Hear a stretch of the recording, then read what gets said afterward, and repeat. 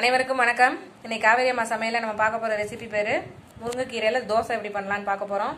அதுக்கு தேவையான அளவு 1 கப் முருங்கைக்கீரை நல்லா காஞ்சி வச்சுருக்கேன்.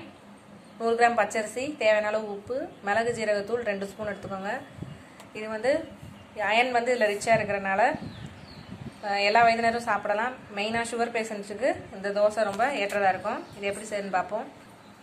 இதை நல்லா வாஷ் பண்ணி எடுத்துக்கோங்க கீரையை. இது 1 மணி நேரம் அரிசியை ஊற வச்சுருக்கு. இப்போ இதை மாவை அரைச்சிக்கலாம். இப்போ இதை மாவை நம்ம ரெடி பண்ணிட்டோம். இதில் தூளை போட்டுக்கணும். அடுத்து உப்பு தேவையான அளவு ஆட் பண்ணி நல்லா கிளறி விட்டுக்கோங்க.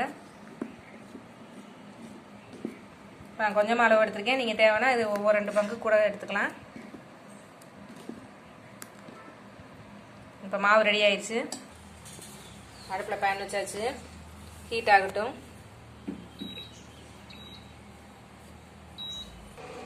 நான் நல்லெண்ணெய் எடுத்திருக்கேன். நெய் கூட நீங்கள் விட்டுக்கலாம், நல்லாயிருக்கும். மழை காலத்துக்கு ஏற்ற ஒரு உணவாக இருக்கும். நல்லா ஹீட்டாக இருக்கும் உடம்பு.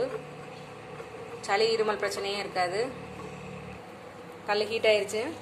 கொஞ்சம் கெட்டியாகவே ஊற்றிக்கோங்க. இன்னும் 1 ஸ்பூன் மேலே நல்லா ஊற்றிக்கோங்க.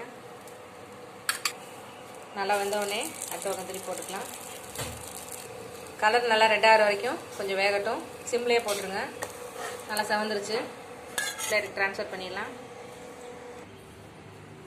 நல்லா இரும்புச்சத்து நிறைஞ்ச முருங்கைக்கீரை அடைன்னு சொல்லலாம், தோசைன்னு சொல்லலாம், ரெடி ஆயிடுச்சு. நான் தக்காளி சட்னி வச்சுருக்கேன். எந்த சட்னி வச்சாலும் இது ஒரு நல்ல டிஷ்ஷாக இருக்கும். நீங்களும் ட்ரை பண்ணுங்கள். லைக் பண்ணுங்கள், ஷேர் பண்ணுங்கள், சப்ஸ்கிரைப் பண்ணுங்கள். தேங்க்யூ.